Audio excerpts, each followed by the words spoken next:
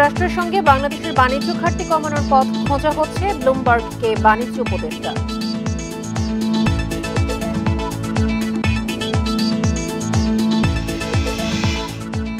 চতুর্থ ও পঞ্চম কিস্তি ছাড়ের শর্ত পর্যালোচনায় ঢাকায় আসছে আইএমএফ এর প্রতিনিধি দল। আলোচনা চলবে 2 সপ্তাহব্যাপী।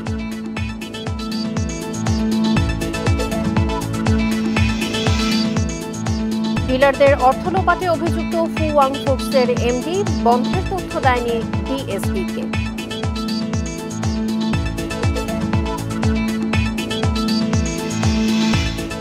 ৩১ বছরেও হালনাগাদ হয়নি জরুরি ওষুধের তালিকা। পেছনে উৎপাদন প্রতিষ্ঠানের চাপ, কম টাকায় অনেক জরুরি ওষুধ পাচ্ছে না জনগণ। ঈদের ছুটি শেষে ঢাকায় ফিরছে নগরবাসী। বাস, ট্রেন ও লঞ্চে চাপ থাকলেও নেই ভোগান্তি।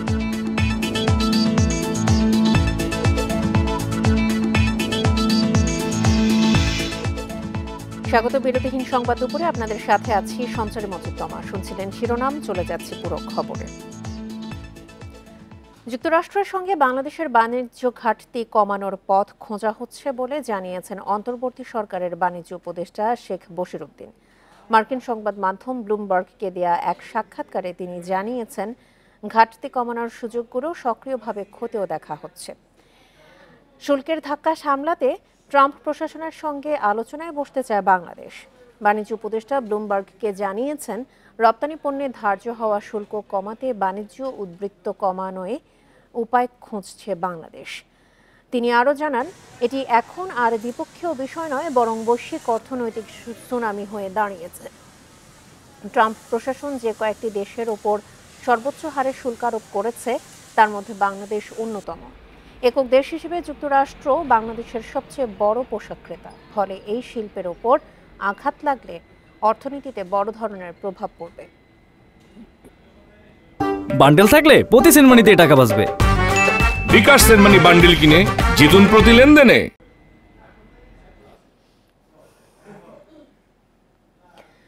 বাংলাদেশি পণ্যে যুক্তরাষ্ট্রের আরোপিত শুল্ক পর্যালোচনায় জরুরি বৈঠক ডেকেছেন প্রধান উপদেষ্টা অধ্যাপক মোহাম্মদ ইউনূস। আজ সন্ধ্যা 7:30টায় রাষ্ট্রীয় অতিথি ভবন যমুনায় বৈঠক অনুষ্ঠিত হবে। বৈঠকে শীর্ষ বিশেষজ্ঞ, উপদেষ্টা এবং সরকারি কর্মকর্তারা অংশগ্রহণ করবেন। এদিকে যুক্তরাষ্ট্র থেকে পণ্য আমদানিতে শুল্ক কর কমানো যায় কিনা তা পর্যালোচনা করছে জাতীয় রাজস্ব বোর্ড। জানা গেছে, যুক্তরাষ্ট্র থেকে 2,500-এর মতো পণ্য বছরে আসে। সেসব পণ্যের ওপর শুল্ক কর কত তা পর্যালোচনা করা হচ্ছে। এসব শুল্ক কর কমানোর সুযোগ আছে কিনা তাও খতিয়ে দেখা হচ্ছে।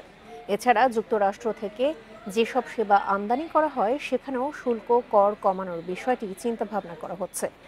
এছাড়া লিজের পণ্যেও শুল্ক কর সুবিধা বাড়ানো যায় কিনা তাও খতিয়ে দেখছে এনবিআর। আগামীকাল রোববার এই বিষয়ে এনবিআরে বৈঠক হবে। গত বৃহস্পতিবার বাংলাদেশি পণ্যের ওপর 37% হারে শুল্ক আরোপ করেছে যুক্তরাষ্ট্র।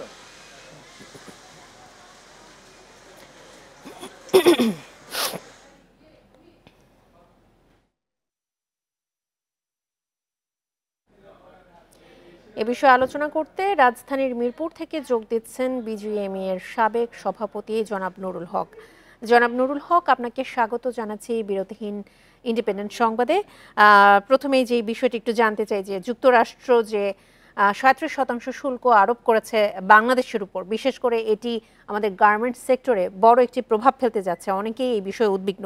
সেক্ষেত্রে আজকে তো আলোচনা হবে, বাংলাদেশের কোন কোন বিষয়ের উপর জোর দেওয়া উচিত যাতে করে আমাদের এই পোশাক শিল্পে ক্ষতির সম্মুখীন হতে না হয়? আমি সবাইকে ঈদ শুভেচ্ছা জানাচ্ছি। আজকে প্রধান উপদেষ্টা সবাইকে ডেকেছেন, এটা আমি মনে করি সময় উপযোগী একটা পদক্ষেপ। সব উপদেষ্টাকে এবং রিলেটেড সবাইকে ডেকেছেন। আমি ডেফিনেটলি এটাকে মানে সাধুবাদ জানাবো। তবে বলবো, আমাদের মিটিং করাটা বড় কথা না, মিটিংকে ফলপ্রসূ করা সবচেয়ে ইম্পর্টেন্ট। এটা আমি এই পর্যায়ে বলবো, গার্মেন্টস সেক্টরের জন্য যেটা আমেরিকা একটা ডিউটি ইম্পোজ করেছে, এটা in one sense blessings in disguise বলবো, কারণ এখানে অপরচুনিটি আমি দেখতে পাচ্ছি। সেটা হচ্ছে আমরা যেটা ইম্পোর্ট করি গার্মেন্টস এর র মেটেরিয়াল, আমরা কটন ইম্পোর্ট করি। কটনটা যদি আমরা সেটা আমার তার ফেব্রিক আমরা কম দামে উৎপাদন করতে পারবো। ফেব্রিকটা যদি আমরা কিনতে কম পাই, তাহলে আমার গার্মেন্টসটা আমি কম্পিটিটিভ প্রাইসে বায়ার কিনতে পারবো। America one of the cotton grower country. এখন আমেরিকাতে যদি আমরা ইম্পোর্টটা যেটি আমরা ইম্পোজ করেছি বাংলাদেশ, এটা যদি কমাই দিই, অটোমেটিকলি আমরা যেই 34% যেটা এখন ডিউটি ইম্পোজ করেছি, সেটাও আমাদের রেশিও অনুযায়ী কমে যাবে। এখন আমরা 74% ডিউটি কটনে দিচ্ছি। এটা যদি আমরা 25% করে আনি, তাহলে আমাদের কোনো অসুবিধা নাই। সোয়াবিন, স্টেটে সোয়াবিনটাও ওখানে গ্রো হয়, সোয়াবিন কাল্টিভেট হয়। সেই সোয়াবিনটা আমরা যদি ইম্পোর্ট ডিউটি কমাই দিই, কটন ইম্পোর্ট ডিউটি কমাই দিই, আমাদের এখানে আমেরিকান সাথে আমরা যদি ডিপ্লোম্যাটিক ডায়ালগ শুরু করতে পারে, তাহলে আমাদের গার্মেন্টস এক্সপোর্টের ডিউটিটা অটোমেটিক কমে যাবে। কারণ আমেরিকাটা সারা পৃথিবীর জন্য একটা ফর্মুলাতে ডিউটিটা ইম্পোজ করেছে। সুতরাং আমি মনে করি এখন যেই বৈঠকটা হবে, সেই বৈঠকে সবাই উচিত আগামী কয়েকদিনের মধ্যে ডিপ্লোম্যাটিক ডায়ালগ শুরু করে বাংলাদেশে যে আমেরিকান পণ্য আমদানি হয় সেটা ডিউটি কমাই দেওয়া। অটোমেটিকলি আমাদের এক্সপোর্টটা আমরা তখন বেনিফিট পাবো। 1 নাম্বার। 2 নাম্বার হচ্ছে আমাদের কম্পিটিটর হচ্ছে লাওস, ভিয়েতনাম, চায়না। এই ভিয়েতনাম থেকে যে মানে কম দামি যে পণ্যগুলি এক্সপোর্ট হইতো অথবা সেগুলি কিন্তু ডাইভার্ট হওয়ার আমাদের সম্ভাবনা দেখতে পাচ্ছি। যেহেতু ওখানে ডিউটি বেশি, আমাদের থেকে এই 3টা দেশের ডিউটি বেশি। পাশাপাশি ইন্ডিয়া এবং পাকিস্তান, তারা কিন্তু অনলি ফ্যাব্রিকের মধ্যে খুব ভালো অবস্থানে আছে। গার্মেন্ট সেক্টর মিনস স্টিচিং এর মধ্যে খুব ভালো অবস্থানে নেয়। এই কোন একটা স্টিচিং ফ্যাক্টরি তৈরি করতে ইট টেক্স মিনিমাম 2-3 ইয়ার্স। মানে আমার মতে বাংলাদেশ খুব ভালো অবস্থানে, এটলিস্ট গার্মেন্টস সেক্টর। কিন্তু ইন্ডিয়া এবং পাকিস্তান গার্মেন্টস স্টিচিং খুব ভালো অবস্থানে নেই। তার মানে তাদের এটা পিক তো সময় লাগবে। আমরা উইন ইন সিচুয়েশনে ডিপ্লোম্যাটিক রিলেশনটা আরো ভালো করে ইম্পোর্ট ডিউটি কমাই দিয়ে যদি আমরা যাই, ভালো হবে। 2 নাম্বার। থার্ড হচ্ছে আমাদের বাংলাদেশ গার্মেন্টস সেক্টরটা হচ্ছে মহিলা, মেয়েদের, গরিব যারা আছে তাদের বেসড অন রুরাল যারা মেয়ে, তাদের অবস্থানটা আমরা যদি তুলে ধরতে পারি যে এটা যদি অসুবিধা হয়, এটা যদি ডিউটি ইম্পোজ করার কারণে আমাদের এক্সপোর্ট কমে যায়, তাহলে তাদের চাকরিচ্যুত হয়ে যাবে, চাকরি হারা হয়ে যাবে। তাহলে এটা একটা দেশের জন্য সামাজিক একটা বিপর্যয় হতে পারে। এইটাও আমরা এই আমাদের ডিপ্লোম্যাটিক একটা ডায়ালগের মধ্যে পয়েন্ট আউট করতে পারি। এই ফোর্থ বিষয়ে একটু হচ্ছে একটু এইটা জানতে যারা চাই, আপনার যে বক্তব্য আপনি যে উপস্থাপন করছিলেন, আপনার বক্তব্য একেবারেই স্পষ্ট এবং আশা করি এগুলো খুব ভালোভাবে কাজে লাগবে এবং আমদানি শুল্ক কর কমানো যায় কিনা এই বিষয়েও আজকে আলোচনা হবে, যার জন্য আপনার কথাগুলো একেবারেই যুক্তিযুক্ত। একটু ছোট করে আরেকটি বিষয় জানতে চাই, এই পদক্ষেপের বিষয়ে এনবিআর কি ধরনের উদ্যোগ নিতে পারে? ইন্ডিয়া চাইবে তাদের, যেহেতু ডিউটিটা কম হচ্ছে, ইন্ডিয়া চাইবে তাদের গার্মেন্ট সেক্টরটা পরিসরটা করতে।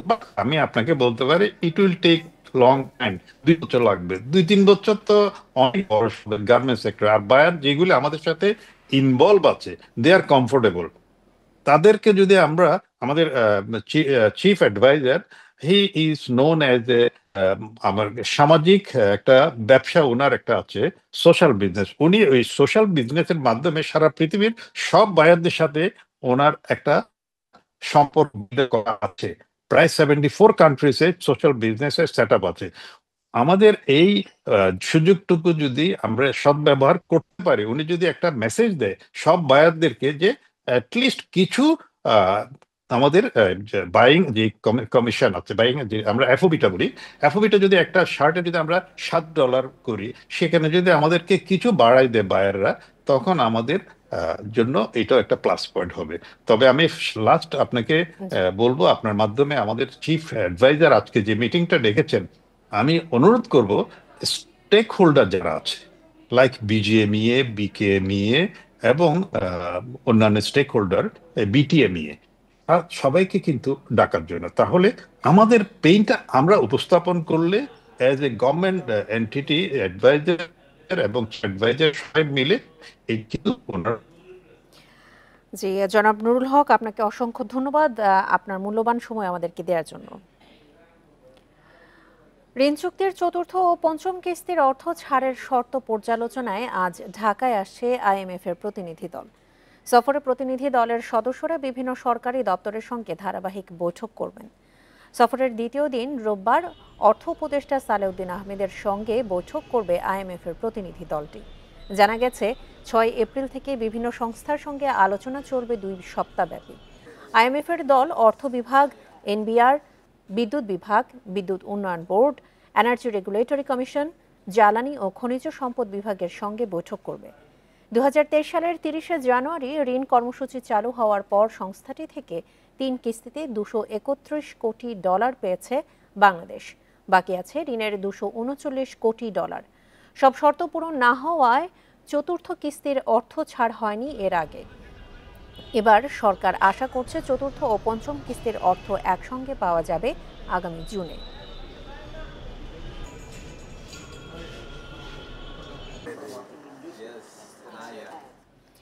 একত্রিশ বছরেও জরুরি ওষুধের তালিকা পরিবর্তন করেনি সরকার। এই তালিকার 117টি ওষুধের দাম নিয়ন্ত্রণ করে ওষুধ প্রশাসন অধিদপ্তর।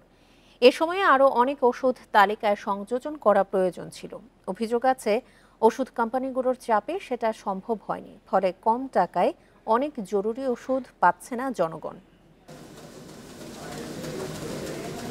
দেশে 200-র বেশি কোম্পানি ওষুধ উৎপাদন করে 35,000-এর মতো। এর মধ্যে 117টি আছে প্রাইমারি হেলথ কেয়ার মেডিসিনের তালিকায়। এগুলোর মূল্য নির্ধারণ করে সরকার, বাকিগুলো করে কোম্পানি। 117টি জরুরি ওষুধের তালিকা হয়েছে 1994 সালে। দরকারি ও বেশি ব্যবহৃত এসব ওষুধ কম টাকায় কিনতে পারে মানুষ, কিন্তু মুনাফা কম হওয়ায় অর্ধেক ওষুধ উৎপাদনই হয় না। অনেক ওষুধের ব্যবহারও নেই।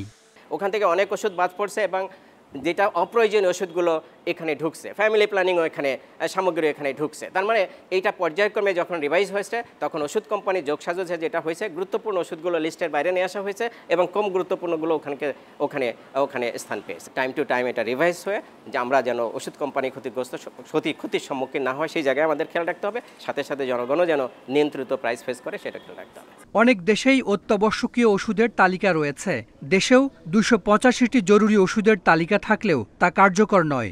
আর 31 বছরে প্রাইমারি হেলথ কেয়ার মেডিসিনের তালিকায় কেন সংযোজন বিয়োজন হয়নি তার উত্তর নেই অধিদপ্তরের কাছে। আগে কি হয়েছে না হয়েছে সেটা আলাদা ইস্যু, দীর্ঘদিন করা যায়নি, বিভিন্ন বাস্তবতা বিভিন্ন প্রেক্ষাপটে সেটা হতে পারে।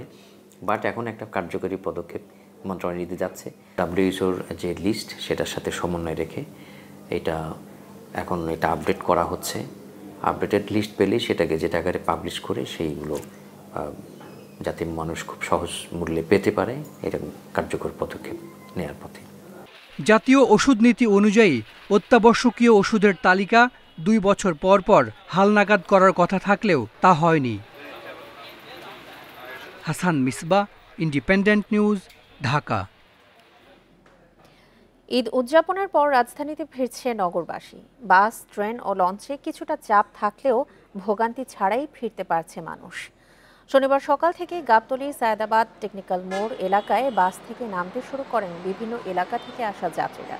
পথে যানজট ও ভোগান্তি না থাকায় স্বস্তি প্রকাশ করেন তারা। ভোর থেকেই সদরঘাটে একে একে ভিড়তে দেখা গেছে বিভিন্ন জেলা থেকে আসা লঞ্চ। এবারের সার্বিক ব্যবস্থাপনায় সন্তুষ্ট যাত্রীরা। সংশ্লিষ্টরা বলছেন এবারের ঈদে লম্বা ছুটি থাকায় ভোগান্তি এড়ানো গেছে।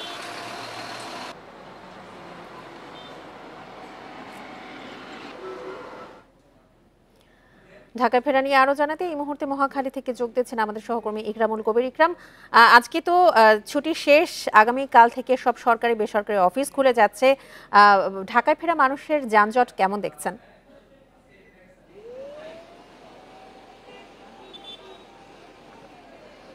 ঢাকামুখী মানুষের চাপ আসলে আজকে দিন যতই গড়াচ্ছে ততই বাড়ছে। আমরা সকাল থেকে বিভিন্ন বাস টার্মিনালগুলোতে ঘুরেছি।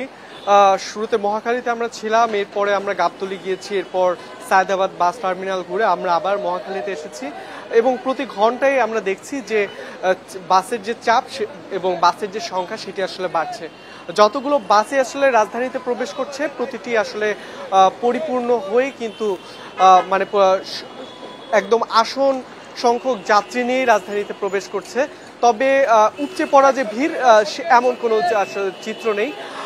তবে যেটি দেখছি যে এবারের যে চিত্রটি সেটি যে ভিন্ন। অন্য সময় আমরা দেখেছি যে যখনই আমরা এই ধরনের সংবাদগুলো কভারেজের কাজে আসি তখনই দেখা যায় যে বিভিন্ন যাত্রীরা নানা অভিযোগ নিয়ে আসেন, কিন্তু আমরা এই যে এতক্ষণ ধরে আসলে এই সংবাদ প্রচার করে যাচ্ছি এখন পর্যন্ত কোনো যাত্রী কোনো ধরনের কোনো অভিযোগ আমাদের কাছে নিজে থেকে তো নিয়ে আসে, বরং আমরা যখন জানতে চেয়েছিলাম কোনো ভোগান্তি তাদের পোহাতে হয়েছে কিনা সেটিও তারা কিন্তু হাসি মুখে বলেছেন তাদের অন্যান্য বাড়ির থেকে ভোগান্তি এবার অনেক কম ছিল, কারণ এবার যেহেতু ঈদের ছুটিটা বেশি ছিল যার ফলে তারা কিন্তু নির্বিঘ্নে আস্তে ধীরে কিন্তু রাজধানী মুখে হতে পেরেছেন।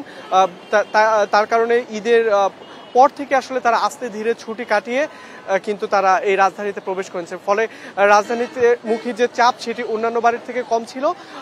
এবং রাজধানীর যে প্রবেশ দ্বারগুলোতে আমরা দেখেছি আইন শৃঙ্খলা বাহিনী কিন্তু যানজট নিরসনে কাজ করছে, যার ফলে কিন্তু দেখা যাচ্ছে যে যতই আসলে আস্তে ধীরে চাপ বাড়ুক এই একটি ব্যবস্থাপনা একটি সুন্দর ব্যবস্থাপনা রয়েছে যার ফলে ভোগান্তি যাত্রীদের অনেকটাই কম হয়েছে। রাজধানীর মহাখালী থেকে জানাচ্ছিলেন আমাদের সহকর্মী ইকরামুল কবির। এ বিষয়ে আরো জানাতে এই মুহূর্তে বগুড়া থেকে আমাদের সঙ্গে যোগ দিচ্ছেন আমাদের সহকর্মী হাসিবুর রহমান। হাসিবুর, ঈদের ছুটি তো শেষ আজকে, সেক্ষেত্রে অনেকেই বগুড়া থেকে অন্যান্য জায়গায় ফিরে যাচ্ছেন তাদের কর্মস্থলে, আবার অনেকে যাদের কর্মস্থল বগুড়াতে তারাও আবার বগুড়াতে ফিরছেন। সব মিলিয়ে আসলে সড়কের পরিস্থিতি আপনি কেমন দেখছেন? কোনো অভিযোগ আছে কিনা?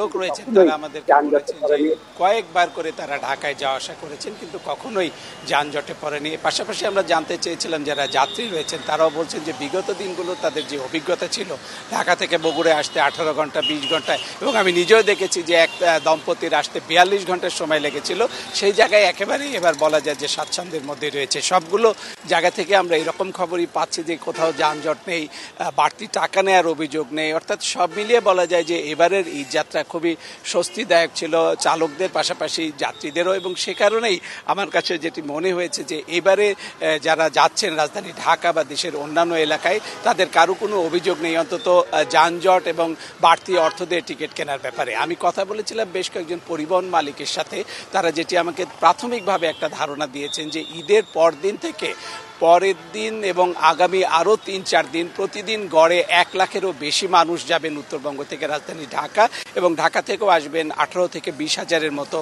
যাত্রী। সব মিলিয়ে যে বলা যায় যে 1,25,000-এর মতো যাত্রী আসা যাওয়া করবেন আগামী 3 থেকে 4 দিন।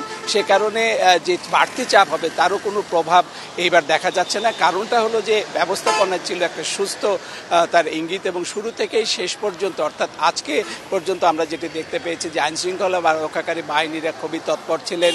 তারা কেন্দ্রে বিশেষ করে যেসব বলা যায় যে একেবারে বাস টার্মিনালের কেন্দ্রবিন্দু সেখানেও তারা গেছেন, যাত্রীদের সাথে কথা বলেছেন, একই সাথে তারা জানতে চেষ্টা করেছে বাড়তি কোনো টাকা নেওয়া হয়েছে কিনা, এরকম বিষয়গুলোতে তারা খুবই নজরদারি করেছিলেন, যে কারণে আমরা দেখতে পেয়েছি কোথাও কোনো ধরনের অভিযোগ যাত্রীদের কাছ থেকে আসেনি। একই সাথে আমরা এটাও জানতে পেরেছি যে যারা পরিবহন মালিক এবং শ্রমিকরা ছিলেন তারা নিজে থেকেই এবার বেশ সতর্ক ছিলেন যেন কেউ দালালি না করতে পারে, বাড়তি কোনো পয়সা নেওয়ার ক্ষেত্রে তাদের যেন কোনো যে ধরনের চেষ্টা না থাকে। এটি আমি বগুড়ায় 3-4টি বাস টার্মিনাল এবং কোস্ট্যান্ডে গেছি, সবগুলো একই জায়গায় দেখেছি। পাশাপাশি আমি উত্তরাঞ্চলের অন্যান্য জায়গা থেকেও আমি একই ধরনের খবর পেয়েছি। সব মিলিয়ে বলা যায় যে এবারের ঈদ যাত্রা বেশ স্বস্তি। তবে আজকে মধ্যরাত পর্যন্ত অন্তত অনেকগুলো গাড়ি যাবে রাজধানী ঢাকার দিকে, কারণ আগামীকাল থেকে সরকারি অফিসগুলো খুলবে, এই কারণে যাত্রী চাপ থাকবে রাত্রি পর্যন্ত, এরকমই ধারণা দিয়েছেন পরিবহন মালিক এবং শ্রমিকরা। এবং প্রতিদিন এখন উত্তরবঙ্গ থেকে প্রায় 2,500-এর মতো কোচ এবং বাস যাচ্ছে রাজধানী ঢাকার দিকে এবং ফিরেও আসছে উত্তরবঙ্গের বিভিন্ন জেলায়। বগুড়া থেকে সবশেষ পরিস্থিতি নিয়ে জানাচ্ছিলেন আমাদের সহকর্মী হাসিবুর রহমান। ঈদের ষষ্ঠ দিনেও দর্শনার্থীদের ভিড় রয়েছে বিভিন্ন পর্যটন কেন্দ্রে। পরিবার পরিজন নিয়ে পছন্দের জায়গায় সময় কাটাচ্ছেন ভ্রমণ প্রেমীরা। কুয়াকাটা সমুদ্র সৈকতও মুখর দর্শনার্থীদের কোলাহলে। ঈদের লম্বা ছুটিতে লাখো পর্যটকের সমাগম ঘটেছে সমুদ্র সৈকতে। সমুদ্রের পানিতে নেমে আনন্দে মেতেছেন পর্যটকরা। সিলেটেও ঢল নেমেছে ভ্রমণ পিপাসুদের। জাফলং, সাদা পাথর, লালখান সহ বিভিন্ন পর্যটন কেন্দ্রে ঘুরে বেড়াচ্ছেন পর্যটকরা। খাগড়াছড়ি আলুটিলা রহস্যময় সুড়ঙ্গ, ঝুলন্ত ব্রিজ, রিসাং ঝর্ণাতে পর্যটকদের ভিড় রয়েছে। পরিবার পরিজন নিয়ে বিনোদন কেন্দ্রগুলো ঘুরে বেড়াচ্ছে পর্যটকরা। এখানে এসে যা দেখতেছি তাতে খুব অন্যরকম অনুভূতি, খুব ভালো লাগে। রাতে এখানে অনেক সুন্দর একটা বাতাস থাকে, ভালোই লাগে। কুয়াকাটায় মন চায় বারবার এখানে আসি। নিজেকে আর কি আলাদা করে একটু ভালো টাইম দেওয়ার জন্য এখানে আসা। আমার হাজবেন্ড, আমার ছেলে মেয়েরা, আমরা চট্টগ্রাম থেকে আসছি। এই মাজারে গেলাম সকালে, এখন আসছি এখানে ঘোরার জন্য।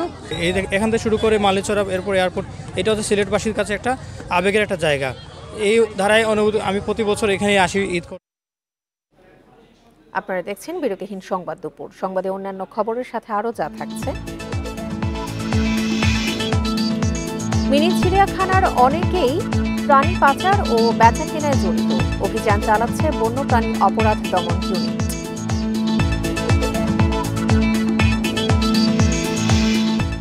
শ্রমিক ধর্মঘট সহ নানা কারণে আগের বছরের চেয়ে চা উৎপাদন কমেছে 1.5 কোটি কেজি। প্রযুক্তিগত উন্নয়নের পরামর্শ।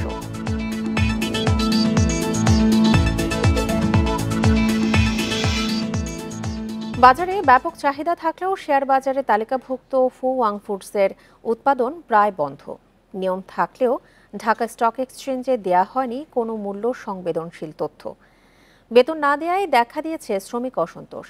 পরিবেশকদের টাকা লোপাট ও সরবরাহকারীদের পাওনা পরিশোধ না করার মাধ্যমে দায় দেনা বাড়িয়ে এখন প্রায় বন্ধের পথে কোম্পানিটি। কেক, বিস্কুট, বানসহ ফুয়াং ফুডসের রয়েছে জনপ্রিয় প্রায় 56টি খাদ্যপণ্য। বাজারে বেশ চাহিদা রয়েছে এসব পণ্যের। কোম্পানিটি কোনো কারণ ছাড়াই গত 9 ফেব্রুয়ারি এক অফিস আদেশে উৎপাদন কমানোর ঘোষণা দেয়। 28 মার্চ পর্যন্ত 2 শিফটে উৎপাদন চালুর কথা থাকলেও বাস্তবে বেশিরভাগ সময় তা বন্ধ থাকে। শেয়ার বাজারে তালিকাভুক্ত কোম্পানি হিসেবে ডিএসইকে জানানো হয়নি উৎপাদন বন্ধের কারণও, যা তালিকাভুক্তি আইনের পরিপন্থী। এতে ক্ষতিগ্রস্ত হওয়ার শঙ্কা সাধারণ বিনিয়োগকারীদের। বেতন বন্ধ রাখা, দক্ষ জনবল ছাঁটাই করে কারখানা স্থায়ী বন্ধ করার পায়তারা বুঝতে পেরে মার্চে 2 দফা রাস্তায় নেমে বিক্ষোভ করেন শ্রমিক কর্মচারীরা। রোজার হচ্ছে 7-8 দিন আগে শুরু হইলো বন্ধ, আর এই মাল দেশে আজকে 2 দিন। লভ্যাংশের টাকা পাই না, আমাদের ওই যে প্রভিডেন্ট ফান্ডের টাকা জমা, এই টাকার খবর নাই, সব আত্মসাৎ করে বলেছে মালিক। 2023 সালে কোম্পানির ডিলারদের কাছ থেকে পণ্য বিক্রির 2,12,50,000 টাকা সংগ্রহ করা হয়, যা কোম্পানির মূল ক্যাশ বইয়ে না দেখিয়ে কোম্পানির হিসাব বিভাগে হাতে লেখা রেজিস্টারে লিপিবদ্ধ হয়। পরিবেশকদের টাকা ব্যাংকে জমা না দিয়ে ক্যাশে দেওয়ার নির্দেশ দেয় কোম্পানির কর্তৃপক্ষ। সে বছরের 15 এপ্রিল থেকে 20 আগস্ট পর্যন্ত 15 দফায় মোট 1,96,17,774 টাকা কোম্পানি থেকে তুলে নেন কোম্পানির ব্যবস্থাপনা পরিচালক মিয়া মামুন। এসব বিষয়ে জানতে ফুয়াং টাওয়ারে গেলে সেখানে দেখা যায় ভিন্ন চিত্র। পরিবেশক, ডিলার সহ অন্যান্য পাওনাদারদের ভয়ে প্রধান ফটকে তালা দিয়ে অফিস করছেন কর্মকর্তারা। মিয়া মামুনের সঙ্গে দেখা করতে গেলে জানানো হয় তিনি অফিসে অনুপস্থিত। কথা বলেন হোয়াটসঅ্যাপে। তার দাবি, নগদ লেনদেনে তেমন ক্ষতি হয় না কোম্পানির। উৎপাদন বন্ধের বিষয়েও দেন নানা যুক্তি। স্বচ্ছতা অস্বচ্ছতা বাদ দিলাম, আমার কথা হলো আমি কি রুলস ভায়োলেট করতেছি কিনা? আমি বিকাশে টাকা নিলাম, ক্যাশ টাকা নিলে আমার কি রুলে কোনো ভায়োলেট হচ্ছে? প্রমাণও নাই যে আমি এই টাকা নষ্ট করে ফেলেছি। পিএসআই আমি যদি মাল কমাই বাড়াই সব আমাকে পিএসআই দিতে হবে। সাধারণ শেয়ার হোল্ডার, শ্রমিক কর্মচারী, ক্ষতিগ্রস্ত সরবরাহকারীদের সুরক্ষায় ডিএসই ও বিএসইসিকে বিশেষ উদ্যোগ নেওয়ার আহ্বান তাদের। তৌহিদ রানা, ইন্ডিপেন্ডেন্ট নিউজ, ঢাকা। দেশে বিনোদন কেন্দ্রের নামে মিনি চিড়িয়াখানায় বন্যপ্রাণী প্রদর্শন নিষিদ্ধ। সারা দেশে নামে বেনামে চলা বিনোদন কেন্দ্রে ভাল্লুক, মায়াহরিণ, রাজধনেশ সহ বিলুপ্তপ্রায় প্রাণী উদ্ধারে অভিযান চলছে। বন্যপ্রাণী অপরাধ দমন ইউনিট বলছে, বিভিন্ন জেলার মিনি চিড়িয়াখানার অনেকেই প্রাণী পাচার ও বেচাকেনায় জড়িত। 11 ফেব্রুয়ারি দিনাজপুরের স্বপ্নপুরী পার্কে অবৈধ চিড়িয়াখানা থেকে উদ্ধার হয় ভাল্লুক, উল্লুক, সাম্বার হরিণ, রাজধনেশ সহ 78টি বন্যপ্রাণী। এর পরের দিনই বগুড়ার Rabeya park and Chinese restaurant থেকে উদ্ধার হয় হনুমান, ভুবনচিল, বানর, টিয়া সহ 38টি প্রাণী। শরীয়তপুরে মিনি চিড়িয়াখানা থেকেও উদ্ধার হয় 10 প্রজাতির 31টি বন্যপ্রাণী। বান্দরবান জেলা প্রশাসকের নিয়ন্ত্রণে থাকা মেঘলা পর্যটন কেন্দ্রের চিড়িয়াখানায় এখনও আটকে 3টি ভাল্লুক, 16টি মায়াহরিণ, বনবিড়াল সহ 26টি প্রাণী। এসব উদ্ধারে বন বিভাগ চিঠি দিলেও স্পষ্ট উত্তর দেয়নি জেলা প্রশাসক। আইনের আওতায় এনে যদি সংরক্ষণের সুন্দর ব্যবস্থাপনায় আনতে পারি, তাহলে যেহেতু বান্দরবানবাসী এবং আশেপাশের অন্যান্য যারা দর্শনার্থী আসেন তাদের চাহিদা রয়েছে, তো সেক্ষেত্রে আমার মনে হয় আমরা এটা সংরক্ষণ করতে পারব। বন্যপ্রাণী অপরাধ দমন ইউনিট বলছে, মৌলভীবাজারে বন্যপ্রাণী সেবাশ্রম নামে থাকা চিড়িয়াখানা থেকেও প্রাণী উদ্ধার হবে। যে কোনো স্থানেই বন্যপ্রাণী অবৈধভাবে যে রাখবে সেটাকে অবশ্যই জব্দ করতে হবে, সিজ করতে হবে। বন বিভাগের এই কার্যক্রম চলমান আছে। মৌলভীবাজারের যে শীতের কাছে যে সকল বন্যপ্রাণী আছে এর মধ্যে অবৈধ যদি কোনোগুলো থাকে সেগুলো অবশ্যই জব্দ করা হবে। আমাদের দেশে তো অ্যাকচুয়ালি বন্যপ্রাণীর প্রতি সেরকম সচেতনতা গড়ে ওঠেনি। অনেক সময় আমরা দেখি যে বন্যপ্রাণীকে আঘাত করে তারা মজা পায়। তো এটা হলো যে এই বন্যপ্রাণীগুলিকে প্রদর্শন করে তারা একটা ব্যবসা বা অর্থ উপার্জনের একটা উপায় হিসাবে এই বন্যপ্রাণীগুলোকে রাখছে। বন্যপ্রাণী রক্ষায় আর যেন মিনি চিড়িয়াখানা গড়ে না ওঠে তা নিশ্চিত করার তাগিদ গবেষকদের। ভবিষ্যতে যেন এরকম চিড়িয়াখানাগুলো যেন না গড়ে ওঠে, বিশেষ করে রাজনৈতিক ছত্রছায়ায়, এবং মানুষকেও সচেতন করতে হবে বন্যপ্রাণীকে যেন আমরা যেন আমাদের দেশি বন্যপ্রাণীকে চিড়িয়াখানায় যেন না দেখি। বন বিভাগের হিসাবে মিনি চিড়িয়াখানায় গেল কয় মাসে 10 অভিযানে এ পর্যন্ত 3 শতাধিক বন্যপ্রাণী উদ্ধার হয়েছে। Shahriar Anirban, Independent News, Dhaka.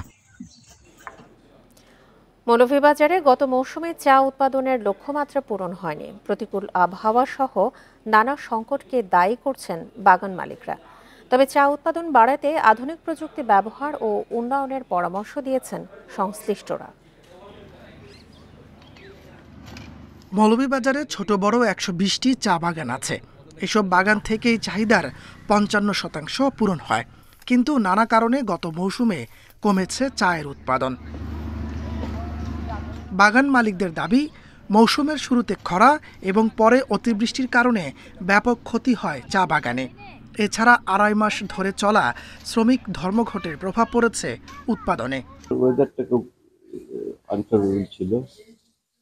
বছরের প্রথম দিকে ড্রাউট ছিল, তারপর এক্সেস রেইন এবং এক্সেস টেম্পারেচার সবকিছু মিলে চা উৎপাদনের জন্য চা উপযোগী সেটা ছিল না। উৎপাদন কমের পাশাপাশি নিলামে চায়ের ন্যায্য দাম না পাওয়াকেও দায়ী করছেন অনেকে।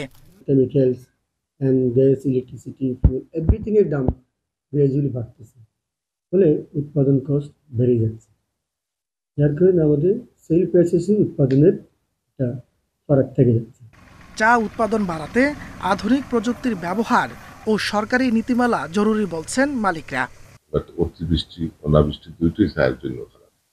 এর জন্য চার প্রায় 10 থেকে 12% চা বিহাইন্ড এর আগের বছর তুলনা। 2024 সালে চায়ের উৎপাদন লক্ষ্য ছিল 10 কোটি 80 লাখ কেজি।